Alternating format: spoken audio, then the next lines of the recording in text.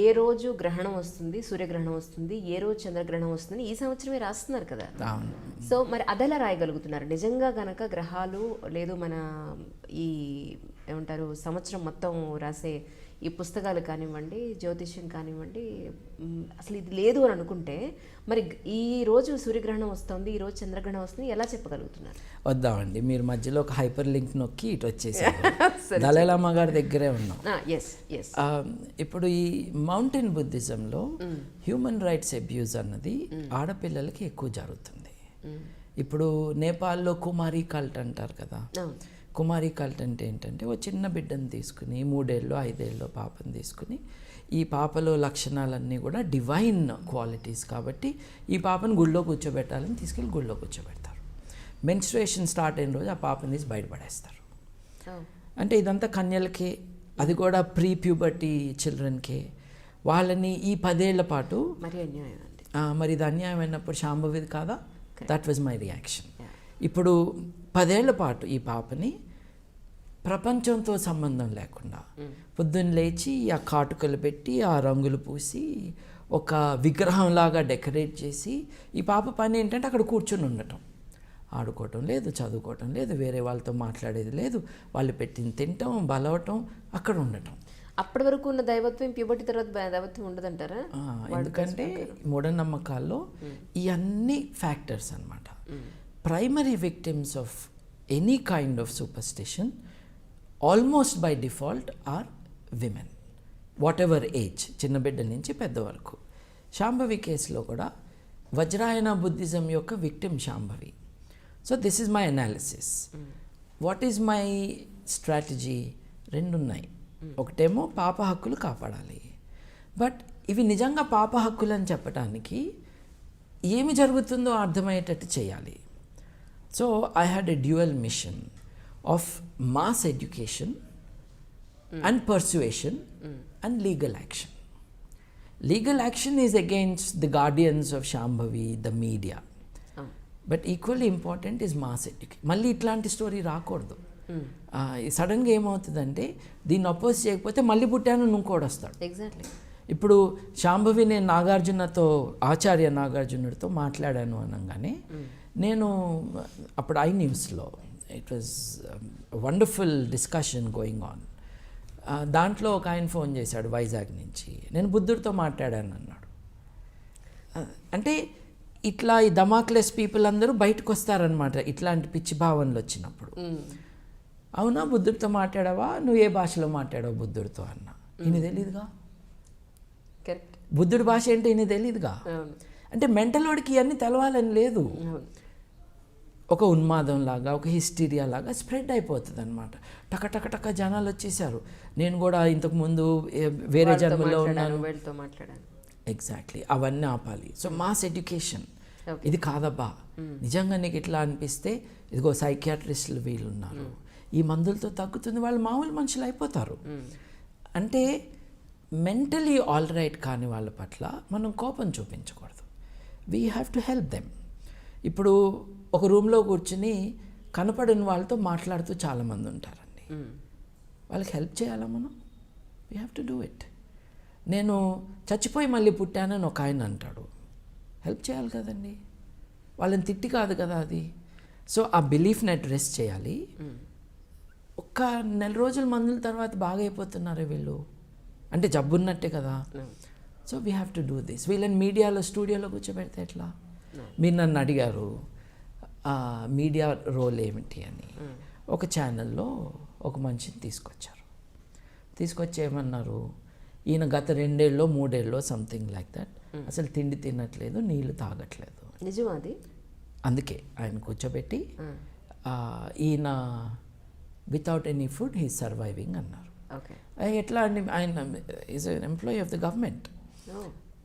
ఎట్లా అండి మీరు ఎట్లా అంటే, నేను సూర్యుడి కాంతి నుంచి నేను శక్తిని పొందుతాను, గాల్లో నుండి నేను మాయిశ్చర్ పొందుతాను అన్నాడు. నన్ను అడిగారు ఏంటండి ఇది అని. అంటే చూడటానికి అయితే మనిషిలాగే ఉన్నాడు కానీ ఇది మొక్క కదా అయితే ఈయన అన్నాను. అంతే కదా, మొక్కే కదా. ఇప్పుడు సూర్యకాంతి నుంచి అట్లాగే మాయిశ్చర్ నుంచి నేను ఎనర్జీ క్రియేట్ చేసుకుంటా అంటే అది మనుషులు కాదు కదండి, మొక్కలే. అంటే ఈ మనిషి మొక్క ఏం చేస్తున్నాడు, గవర్నమెంట్ ఉద్యోగం వెలగబెడుతున్నాడు. I'm sure he's incapable of doing his job because is mentally ill and he's lying. గదిలో తాళం వేస్తే ఉంటుంది, 6 వారాల్లో చచ్చిపోతాడు మనిషి. కావాల్సినంత సన్లైట్ ఇద్దాం అయినా బతకడు. ఛానల్ ఏం చేయాలండి? నన్ను 1-2 సార్లు కొన్ని డిస్కషన్స్కి పిలిచేసి ఇదిగో ఈయనంట అంతరిక్షంలోకి వెళ్ళొచ్చాడంట, ఈయనతో మాట్లాడతావా అని. ఓహో, భారతీయుడు ఒకడే అనుకున్నాను అంతరిక్షంలోకి వెళ్ళింది, ఈయన కూడా ఉన్నాడా? మరి ఆయనకి అవార్డు ఇచ్చి పద్మభూషణ్ ఏదో ఇవ్వచ్చుగా. లేదు డిస్కషన్కి రమ్మన్నారు, రానన్నాను నేను. మెంటల్గా ఆయన తీసుకొచ్చి కూర్చోబెట్టి నాతో మాట్లాడించడం ఏంటి, ఆయన పర్సువేట్ చేసి హాస్పిటల్ పంపించండి. టీవీ ఛానల్ ఏంటి, వాట్ ఈస్ ఇట్ ఫర్? నీ స్టాండర్డ్స్ ఏంటి? నీ స్టూడియో దేనికి ఉపయోగపడుతుంది? పిచ్చోళ్ళని కూర్చోబెట్టడానిక? అంటే మెడికల్ సైన్సెస్లో పిచ్చి అన్నదానికి రియల్ డెఫినేషన్ లేదండి, అట్లా వాడేస్తున్నాం. Basically if you have lost connection with reality you must be help to regain that sanity. తన కుటుంబ సభ్యులతో, మిగతా సమాజంతో ఒక సెన్సిబుల్ రిలేషన్ ఏర్పరచుకుంటే this man can grow as a human. కాదంటే ఇట్లాంటి అపోహలతో నేను అంతరిక్షంలోకి వెళ్ళొచ్చానంటే మీరు నమ్ముతారండి? నమ్మరు కదా. నన్ను స్టూడియోలో కూర్చోబెడితే ఎట్లా అండి? ఇప్పుడు he's not well, show some sympathy, don't use him as a circus animal. ఇప్పుడు సాటి మనిషి పట్ల సింపతి కూడా ఉండాలి, love and sympathy. That man is in distress, he doesn't know it because he is so ill, you have to help the person. So ఇట్లాంటివి జరుగుతూ ఉంటాయి. Same thing with the Dalai Lama matter. So on the one hand educate the people. చచ్చిపోయిన వాళ్ళు మళ్ళీ పుట్టరు అంటమే మన ఇచ్చే education.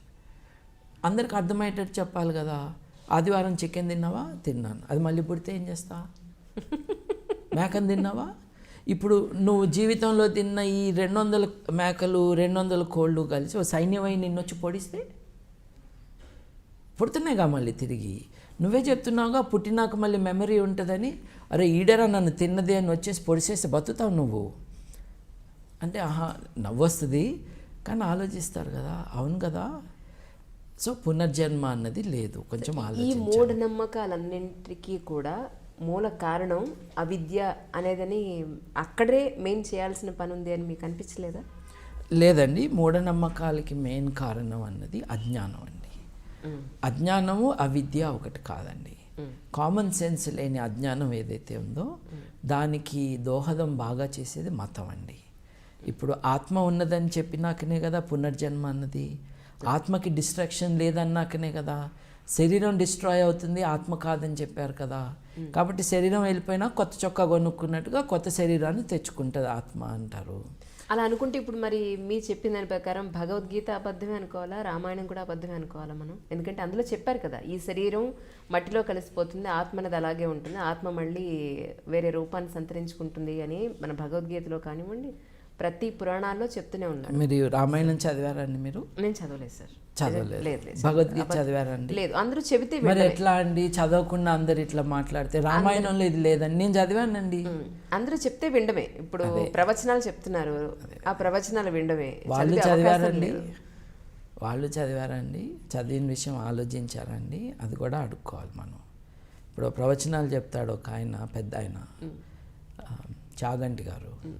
ఇప్పుడు వారు ఏమన్నారు, స్నానం చేసి బకెట్లో కాసిన నీళ్ళు వదిలి దాంట్లో తుండుగుడ్డ పెట్టు, నీ భార్య వచ్చి ఆ నీళ్ళన్నీ పిండి పోస్తే నీకును నీ భార్యకి ఆరోగ్యం. ఏంటండి నాన్ సెన్స్? ఇవి ప్రవచనాల అసలు కాదు కదా. What has it to do with spirituality? Nothing. కాకపోతే భగవద్గీతలో ఉంది, రామాయణంలో లేదు. That's why I'm saying. ఇప్పుడు నా పవిత్ర గ్రంథాన్ని నేను డిఫెండ్ చేస్తాను, వాళ్ళు ఒకసారి చదవాలి కదా. ఇది నిజాయితీ కదా. నిజంగా నా మతానికి నేను వాల్యూ ఇచ్చి గౌరవం ఇస్తే ఆ మతం ఏమంటుందో బాగా చదవాలి. అలాగే ఆ మతంలో వచ్చిన సంస్కరణలు ఏంటో కూడా తెలుసుకోవాలి. ఇప్పుడు మతం అంతా ఒరిజినల్గా బాగానే ఉంటే సంస్కరణలు ఎందుకు మీరు ఆహ్వానిస్తున్నారు? మతమంతా బాగా ఉంటే సంస్కృతితో పని లేదు. లేదు కదా. శంకరాచార్యుని ఎందుకు మెచ్చుకుంటున్నారు, తర్వాత రామానుజాచార్యుని ఎందుకు మెచ్చుకుంటున్నారు, తర్వాత బసవన్న గారిని ఎందుకు మెచ్చుకుంటున్నారు? ఏదో బాగాలేదనేగా వాళ్ళు వచ్చింది. వేదాలంతా బాగా ఉంటే ఉపనిషత్తులు ఎందుకు వచ్చాయి? వేదాలు ఉపనిషత్తులు సేమ్ థింగ్స్ చెప్పట్లేదు కదా. మన భావాల పట్ల, మన మతం పట్ల, మన నమ్మకాల పట్ల గౌరవం ఉండాలి. గౌరవం అంటే ఏంటి? అవి ఏం చెప్పినాయో చదువుకోవాలి. సో మీ ప్రశ్న ఏంటంటే ఈ వీటిల్లో ఉన్నాయన్నీ కరెక్టా అని. ఏదైనా కరెక్టో కాదో చెప్పటానికి, బేరీజ్ వేయటానికి మనకున్న యార్డ్ స్టిక్ ఏంటంటే అది వాస్తవంగా ఉందా లేదా, అంతే కదండి. వాస్తవంలో ఆత్మల్ని ఇప్పటిదాకా చూడలేదండి, ఎక్కడా చూడలేదు. మొన్న మీరు యూట్యూబ్లోనే దొరుకుతాయి. ఇప్పుడు ఆత్మలు ఎక్కడ కనిపించినాయి అంటే ఫోటోషాప్ చేసేవాడు దుకాణంలో, యూట్యూబ్లో దొరుకుతాయి. దయ్యంతో సెల్ఫీ తీసుకునే ప్రయత్నం చేశారు గోగినేని బాబు గారు మొన్న ఊళ్ళో, కానీ ఆ దయ్యం చాలా క్లియర్ కనిపించిందట కదా మీకు చెప్తున్నారు. ఆవిడ రాలేదుగా. ఇక్కడ చూడండి, దయ్యాలన్నీ ఆడదయ్యాలే. మీకు ఎప్పుడన్నా అనిపించిందా ఏంటి మగ దయ్యం ఎక్కడా లేదు, దయ్యాలన్నీ ఆడదయ్యాలే అని? మంచి చేసే దయ్యం ఉందా? లేదు కదండి. మంటలు పెట్టే దయ్యం, మగాళ్ళని వశపరుచుకునే దయ్యం, అది మోహిని పిశాచం కావచ్చు, కొరివి దయ్యం కావచ్చు, మోస్ట్లీ దయ్యాలన్నీ ఆడవాళ్ళు. కానీ మీరు అది ప్రూవ్ చేసిన తర్వాత ఆ విలేజ్లో మొత్తం అందరూ వెనక్కి వచ్చారండి? వచ్చారు. రియలైజ్ అయ్యారు ఆ విషయంలో ఇదనే దయ్యం ఎందుకు కారండి తమ ఇంట్లోంచి బయటికి వెళ్ళిపోయారు. They evacuated there homes in peace times. కానీ అది మాత్రం మెచ్చుకోవాల్సిన విషయం సార్. మీ విషయంలో ఒక పొలిటికల్ పార్టీ చేయలేకపోయింది, ఒక అధికారంలో ఉన్నవాడు చేయలేకపోయారు, ఒక మతస్థులు చేయలేకపోయారు, మీరు మాత్రం అచీవ్ చేశారు. ఎందుకంటే దెయ్యం ఉందన్న భయానికి గ్రామం మొత్తం ఖాళీ చేసి వెళ్ళిపోతే మీ మాట మీద మీరు అక్కడ ఒక నైట్ 2 నైట్స్ అక్కడ వన్ నైట్ ఉండి దాన్ని మీరు ప్రూవ్ చేసి ప్రజలందరినీ మళ్ళీ నమ్మించి వాళ్ళ ఇళ్ళకి వెనక్కి తీసుకురావడం అంటే చాలా పేషెన్స్తో కూడుకున్న విషయం. అసలు ఎంత ఎనర్జీ కావాలి. ఇట్ ఈస్ ఆల్సో ఫన్ అండి. అండ్ నేను ఒక్కడనే కాదండి, 25 మంది యంగ్స్టర్స్ వచ్చారు, కొంతమంది ఏజ్డ్ పీపుల్ వచ్చారు, 70 ఏళ్ళు నిండిన వాళ్ళు, దాసరి విజయానంద్ గారు, అంటే పేర్లు చాలా చెప్పచ్చు నేను, కృష్ణారావు గారు, మూర్తి గారు, వీళ్ళందరూ కూడా they are not 50 or 60, they are beyond that. వాళ్ళు కూడా వచ్చారు. ఎందుకు వచ్చారు? దయాన్ని చూడటానికి వచ్చారా? కాదే, ఇవన్నీ లేవు అని చెప్పి ఎవరిళ్ళకి వాళ్ళని రప్పించడానికి వచ్చారు.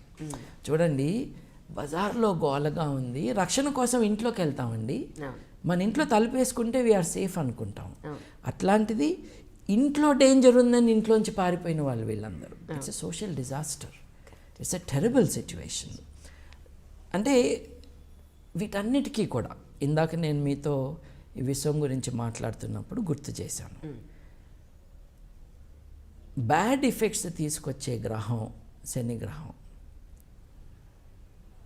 దానికి శూద్ర కులం అంటే కులాన్ని తీసుకొచ్చారు. నిజంగా ఒక దయ్యం ఉందనుకున్నాం, ఆ దయ్యం ఆడదయ్యం, ఆడవాళ్ళ పట్ల ద్వేషం. You see the components into this belief. నువ్వు మూఢనమ్మకాలకు వ్యతిరేకమా అంటే నో, కల్చరల్ బ్యాక్వర్డ్నెస్కి వ్యతిరేకం. ఈ కల్చరల్ ఐడియాస్ అన్నిటినీ కూడా మూఢనమ్మకాల్లో you see the strongest expression of that. ఎదుర్కోవాలి కదండి. మరి ఇంకేదైనా నమ్మండి మీరు, ఆడ మొగ ఈక్వల్ అన్న వాళ్ళు ధర్నా చేసి మాకు మొగదయ్యాలు కూడా కావాలని అడగాలి. లేకపోతే ఎట్లా అండి? ఇన్ఈక్వాలిటీ కాదు ఇది, సమానత్వం కావాలి కదా అందులో కూడా. సో ఈ నమ్మకాలన్నిటినీ కూడా we have to challenge and question. ఎందుకు? To improve our lot. ఇప్పుడు ఇట్లాంటి ప్రశ్నలు వేసుకున్న కారణంగానే వేరే సమాజాలు ముందుకెళ్ళినాయి. మనం 200 దేశాలు, రఫ్లీ 200 దేశాలు ప్రపంచంలో ఉంటే మనం 146లో ఎందుకున్నాము? నెంబర్ 1లో ఎందుకు లేము? 146లో ముందు వెనక చూసుకుంటే ఆఫ్ఘనిస్తాను, రువాండాను, నైజీరియాను, పాకిస్తాను, బంగ్లాదేశ్ ఉన్నాయండి మన చుట్టుపక్కల. జియోగ్రాఫికల్గానే కాదు, కల్చరల్ అచీవ్మెంట్స్లో, హక్కుల విషయంలో, మన స్టాండర్డ్ ఆఫ్ లివింగ్లో, ఈ హ్యూమన్ డెవలప్మెంట్ ఇండెక్స్లో మనం వెనుకబడి ఉన్నాం. మనం ఎంతకాలం అబద్ధాలు చెప్పుకుంటాము, మనం చాలా గొప్ప దేశము, మనల్ని కొట్టే దేశం లేదు, మనం నాలెడ్జ్ ఎకానమీ అని. ఇప్పుడు 65% of the country is literate, అంటే 35% ఈజ్ నాట్. That's true. దాని అర్థం ఏంటో తెలుసా అండి? భారతదేశానికి స్వాతంత్రం వచ్చినప్పుడు 33 కోట్ల మంది మనకి జనాభా. ఇవాళ భారతదేశంలో 33 కోట్ల మంది కంటే ఎక్కువ మంది నిరక్షరాస్యులుగా ఉన్నారు. అంటే ఈ 70 ఏళ్లలో మనం founding of the nation as a political independent entity ఎంత జనాభా ఉందో అంతకంటే ఎక్కువ మంది నిరక్షరాస్యుల్ని తయారు చేసుకున్నాము. ఎవరి ఫెయిల్యూర్ అంటారు మీ ఉద్దేశ ప్రకారం? ఇది చాచా నెహ్రూ గారి first responsibility should have been to put every one in school. ఆయన చాలా చేశారు. He defined India, he laid its foundations. కానీ ప్రతి పిల్లవాడిని స్కూల్కి పంపించాలి అన్న విషయంలో ఆయన కరెక్ట్ ఎంఫసిస్ పెట్టలేదు. ఇప్పుడు పాపులేషన్ కంట్రోల్ గురించి మాట్లాడుతూ ఉంటారు. బెస్ట్ కాంట్రాసెప్టివ్ ఈజ్ ఎడ్యుకేషన్ అని చెప్పారు. కరెక్ట్. చదువుకుంటే ఆ ఇంట్లో 10 మంది పిల్లలు పుట్టరు, 2-3 పుడతారు. It is the best contraceptive. It is the experience of the world. అది చేయలేదు, ఇది చేయలేదు. ఆయనేమో మినిస్టర్గా రాజ్కుమారి కౌల్ అండి, అమృత్ కౌల్ ఐ థింక్, ఆవిడని పెట్టుకున్నారు. ఆవిడ Catholics do not believe in birth control. దేవుడిచ్చిన పిల్లల్ని మనం వద్దంటమేంటి? ఇట్లా చేసి ఆవిడ ముందుకు తీసుకెళ్ళనివ్వలేదు. నెహ్రూ గారికి ఒక కుమార్తెని, కానీ ఆయన దీనిపైన పెట్టాల్సిన ఎంఫసిస్ పెట్టలేదు. So this has been a disaster. But మీరు చెప్పిన దాని ప్రకారం అంటే ఇందాక మనం అక్కడ మధ్యలో ఆగిపోయినట్టున్నాం. దలైలమ్మ ఆయన అక్కడే కూర్చోబెట్టాం. దలైలమ్మ గారు మళ్ళీ వెళ్ళాలి ఆయన దగ్గర. వెళ్ళాలి. అది మీరు కన్క్లూడ్ చేసేస్తే నెక్స్ట్ దానికి వెళ్దాం. అంటే దలైలమ్మ దగ్గర యాక్చువల్లీ ఆయనతో మీకున్న అబ్జెక్షన్ ఏంటి? అదే ఇప్పుడు అంటే ఆయన అక్కడ కొండ మీద వదిలేసాము టిబెట్లో. ఆయన పట్ల ఉన్న ఈ బ్లైండ్ బిలీఫ్ ఎట్లా ఉండేదంటే, Tibet was a feudal nation. దేన్నైతే మనం వదిలేద్దాము అని అనుకున్నాము కొన్ని వందల సంవత్సరాల క్రితం భారతదేశంలో ఉండేదో, ఆ ఫ్యూడల్ వ్యవస్థలో ఆయన మలమూత్రాలను కూడా పవిత్రంగా భావించే దేశంలో ఆయన రాజు. Is a religious leader and also a temporary. ఇప్పుడు ఎలా ఉంది సార్ పరిస్థితి అక్కడ? వస్తున్నానండి. ఆయన అక్కడి నుంచి ట్యాక్సులు కట్టమన్నప్పుడు ఆయన అక్కడి నుంచి పారిపోయి మన దేశం వచ్చాడు. కేవలం అదే కాదు, చైనా దురాగతాల్లో టిబెట్ ఆక్యుపేషన్ కూడా ఒకటి. Okay. China has occupied Tibet. It need not have, it should not have. అది జరిగింది కదండి. అప్పుడు టిబెట్ యొక్క స్వాతంత్రం కోసం a wonderful representative was Dalai Lama. ఆయనకి గ్రేట్ పబ్లిక్ రిలేషన్స్, బాగా నవ్వుతాడు. There is a presence about him which is impressive. కాకపోతే ఆయన మతరాజ్యాన్ని స్థాపిస్తాడు కానీ డెమోక్రసీని స్థాపించడు. ఒకటి అదైతే, దలై లామా అనే ఆయన అందరూ బుద్ధిస్టులకి రిప్రజెంటేటివ్ కాదు అన్నది ఒక విషయం. ఇందాక అన్నట్టుగా there is Hinayana, there is Mahayana, there is Vajrayana, there is now Ambedkar's Navayana. Vajrayana అన్నది చాలా చిన్నది. ప్రపంచంలో 33 కోట్ల మంది బుద్ధిస్ట్ ఉన్నారండి. వాళ్ళల్లో దలై లామా గారి లెక్కల ప్రకారం 60 లక్షల మంది మట్టుకే వజ్రాయనలో ఉన్నారు. చైనా లెక్కల ప్రకారం, చైనా అయితే 25 లక్షలే అని చెప్తుంది. దలై లామా గారు చెప్పింది ఏంటి అంటే వజ్రాయన బుద్ధిజంలో 60 లక్షల మంది ఉన్నారు అని. ఈ 60 లక్షల మంది అందరూ దలై లామా వెనకలేరు. దాంట్లో 4 స్కూల్స్ ఉన్నాయి. 4